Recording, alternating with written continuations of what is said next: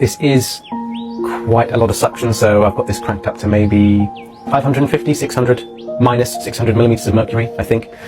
More sodium bicarb, and as you've probably gathered by now, the bicarb doesn't really soften it. I've not left it in long enough for it to dissolve the impaction or soften it in a meaningful way. But what I'm hoping it's going to do is kind of seep in behind the plug and seep into those recesses that I mentioned, and just give a little bit of action just to kind of unstick the plug and help me kind of bring it out. Because also, whilst it doesn't soften the debris in a huge way, it does moisten the surface of it, so that then the suction probe can kind of latch onto it and I have a little bit more pulling action. So now I've got a regular suction probe here, and normally you would never dream of going this close to the eardrum with a full-sized regular suction probe because it is deafeningly loud for the patient. However, we've got this gigantic plug against the eardrum, so I'm not too worried about it.